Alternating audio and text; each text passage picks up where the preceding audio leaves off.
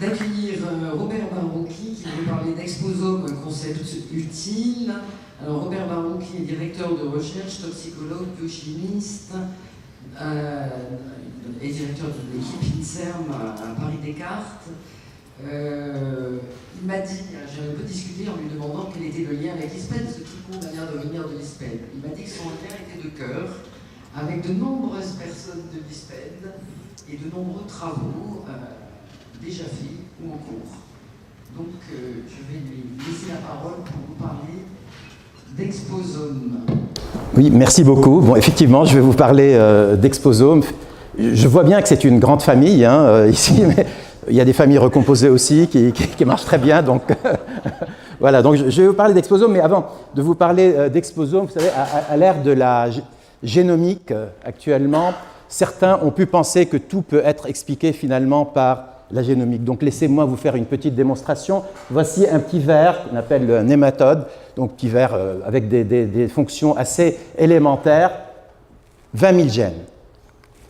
Voici quelqu'un avec qui j'ai travaillé, qui a découvert les enzymes de restriction. Donc pour ceux qui ont fait un peu de génétique, c'est quand même quelque chose d'important. 21 000 gènes, différence à peine significative, si j'en crois les statisticiens. Bon, eux aussi ont 21 000 gènes. Donc je crois que vous m'avez compris, le génome n'explique pas tout, donc il faut trouver autre chose.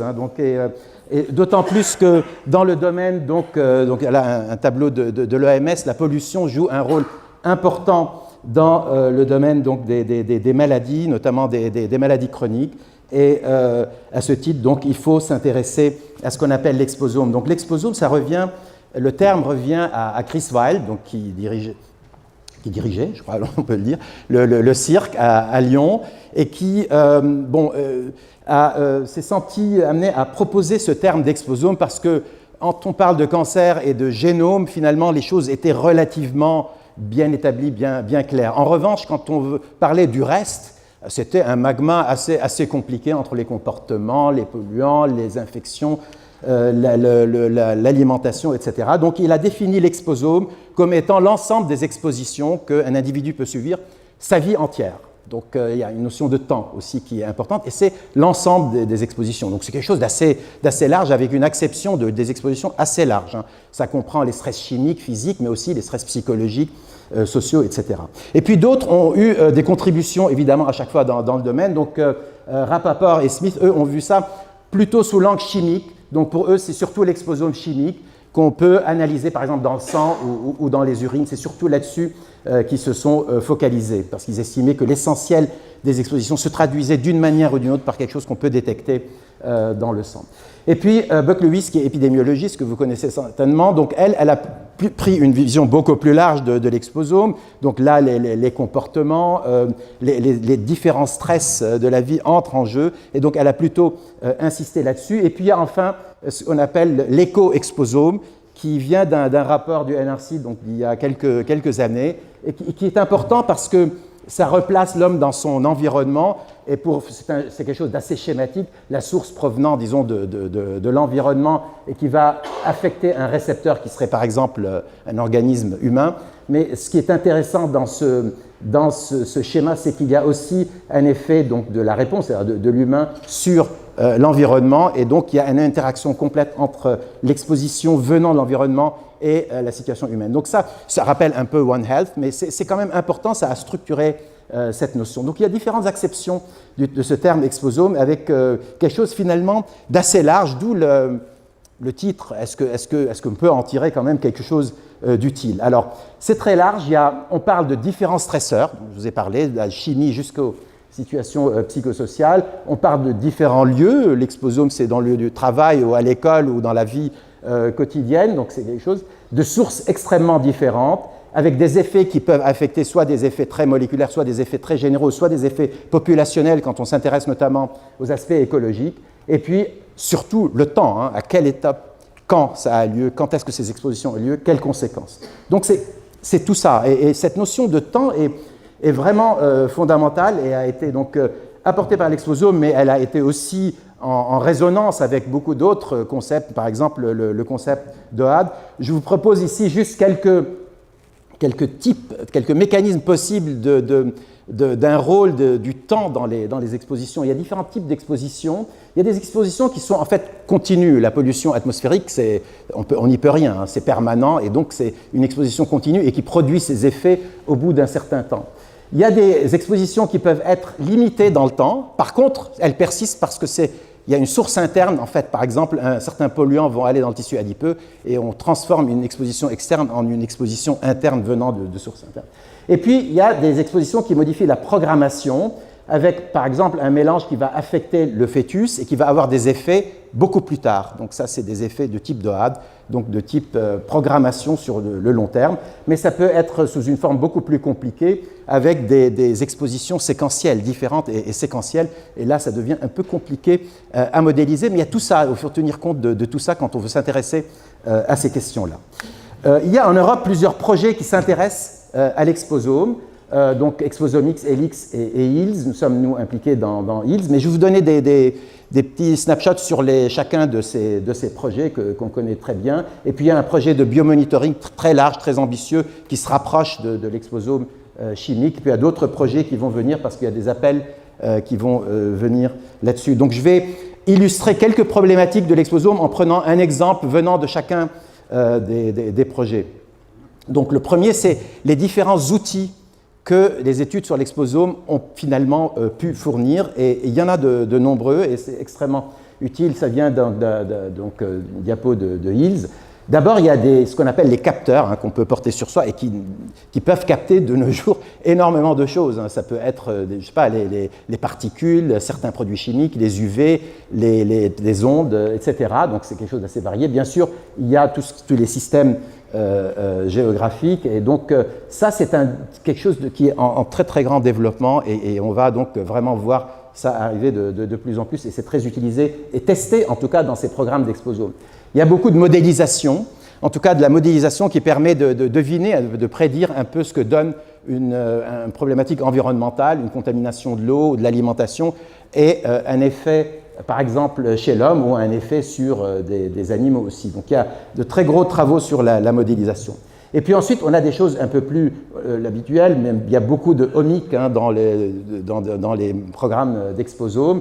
Il y a beaucoup de modélisation cinétique et bien entendu, il y a de l'épidémiologie et notamment ce qu'on appelle le IWAS. Et puis il y a aussi parfois de la toxicologie ou des méthodes expérimentales qui essaient de renforcer liens de causalité qu'on peut suspecter à partir d'autres études populationnelles. Donc, les travaux sur l'exposome ont fourni des outils multiples qu'on peut réellement utiliser de nos jours.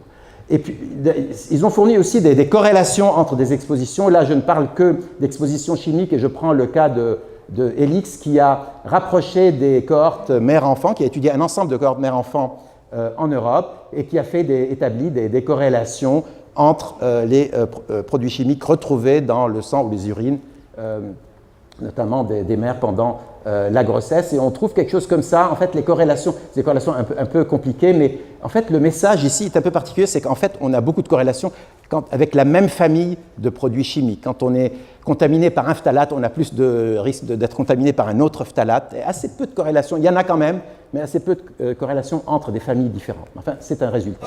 Et puis, dans les études d'exposome, il y a tout ce qui est les effets finaux, mais aussi les étapes intermédiaires entre l'exposition et un effet pathologique final. Et là, c'est un exemple pris dans Exposomix, où c'est une étude, donc c'est une cohorte, la cohorte ALSPAC, où les expositions in utero de fœtus sont ensuite suivies chez les jeunes enfants et on étudie principalement les effets épigénétiques dans cette cohorte. Et l'épigénétique est un domaine qui est, me semble-t-il, fondamental, ça a été rappelé tout à l'heure.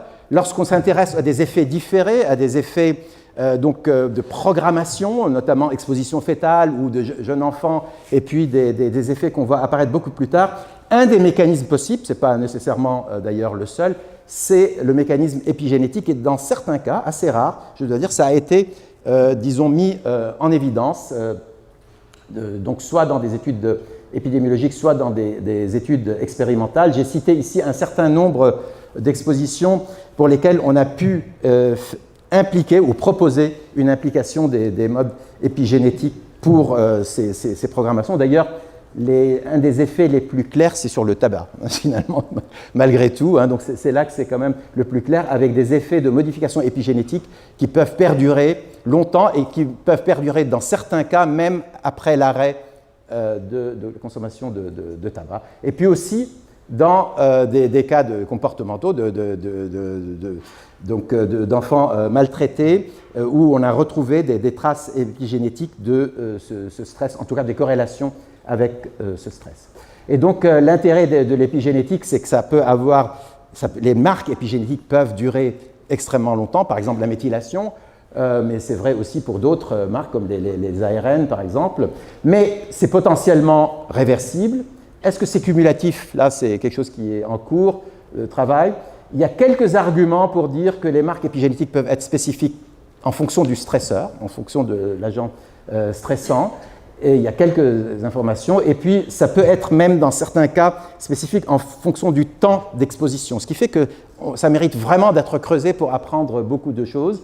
Et on peut voir d'ailleurs l'épigénétique comme les modifications épigénétiques comme étant une étape entre l'exposition et l'effet final, ce qu'il faut encore démontrer, et ce n'est pas du tout facile à démontrer, mais on peut voir aussi les marques épigénétiques comme étant un reflet simple de l'exposition, pas nécessairement un intermédiaire avec l'effet. Donc comme l'équivalent, je dirais, d'un marqueur d'exposition.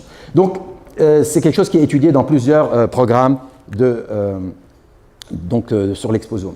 Je reviens maintenant à un certain nombre de défis, toujours pour étudier ces étapes intermédiaires entre l'exposition et un effet pathologique final, comment on peut le faire. Et je vais vous donner un exemple plutôt venant de la métabolomique et de la relation entre exposomique et métabolomique. Et notre collègue américain, donc Gary Miller, qui est actuellement visiting professor d'ailleurs dans l'unité, il a monté un système, toujours grâce à des techniques analytiques qui sont de la spectrométrie de masse, où pratiquement à partir du même échantillon, on peut étudier ce qu'on appelle l'exposomique, c'est-à-dire, en fait, ils arrivent à détecter 300 à 400 substances venant de l'environnement, des PCB, des pesticides, ce genre de choses, à partir d'un seul échantillon. Et dans le même échantillon, ils vont faire une analyse métabolomique, c'est-à-dire ils analysent le métabolome interne, les métabolites internes, des effets, et d'autres, des molécules provenant du microbiote, etc. Ce qui leur permet à la fois d'avoir une idée de l'exposition et de la corrélation immédiatement avec quelque chose qui est plutôt endogène, qui est un reflet des effets de cette exposition potentielle, un reflet potentiel des effets de cette exposition sur la physiologie ou la physiopathologie.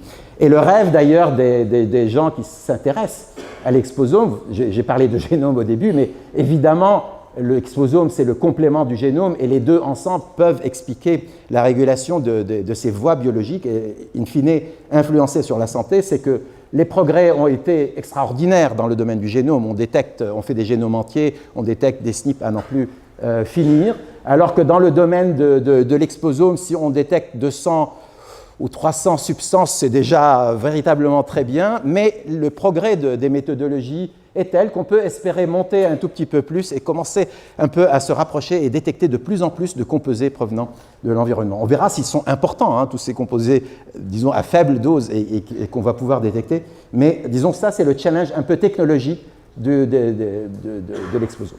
Il y a d'autres challenges, je vais aller très très vite parce que ce n'est pas, disons, un domaine, bien sûr. Il y a tout ce qui est, on produit énormément de data, non seulement sur l'homme, sur la santé, sur tout ce qu'on trouve chez l'homme, mais aussi sur l'environnement, parce que c'est aussi important de doser, de détecter ce qui se passe dans l'environnement que chez l'homme, et tout ça doit être mis d'une manière ou d'une autre en réseau grâce à des techniques notamment de biologie de système. Il y a évidemment les statistiques, ça on en a entendu parler ce matin par quelqu'un qui connaît ça beaucoup mieux que moi, mais c'est fondamental pour tout ce qu'on est en train de faire dans le domaine. Alors, l'autre point, c'est l'autre challenge, puisqu'on parle de défis, c'est est-ce que vous voyez que dans l'exposome, il y a des toxicologues, il y a des analyticiens, des épidémiologistes, des modélisateurs, des statisticiens, etc.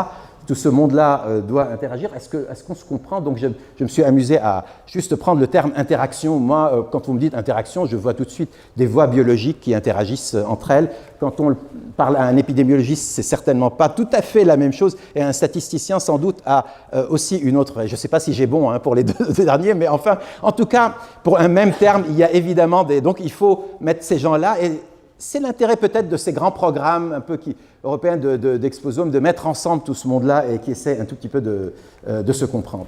Je voudrais juste finir par 2 diapos sur quelques implications possibles de ces études dans le domaine de l'exposome. D'abord, c'est le côté innovation, parce qu'il y a des méthodologies nouvelles qui doivent être développées et qui peuvent servir à tout le monde. Notamment, j'ai parlé des capteurs, je pense que c'est quelque chose qui est important, du monitoring. Vous savez qu'il y a ce grand programme de biomonitoring à l'échelle européenne.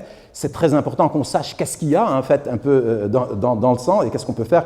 Et le développement méthodologique va nous permettre de voir beaucoup de choses, j'espère, dans un avenir proche. Tout ce qui est modélisation à tous les niveaux, hein, les voies d'exposition, la cinétique interne, etc. Et puis tout ce qui est toxicodynamique. Les biomarqueurs d'effet, j'ai cité l'épigénétique parce que j'ai pris ça, mais il y a beaucoup d'autres biomarqueurs d'effet. C'est un domaine pas suffisamment exploré et qui peuvent nous servir dans des études notamment épidémiologiques. Et puis les effets combinés, et c'est un peu l'idée de comment analyser des effets combinés, des effets cumulés, des interactions en même temps, pas en même temps. Enfin, je veux dire, là, ça nous ouvre de très grandes questions.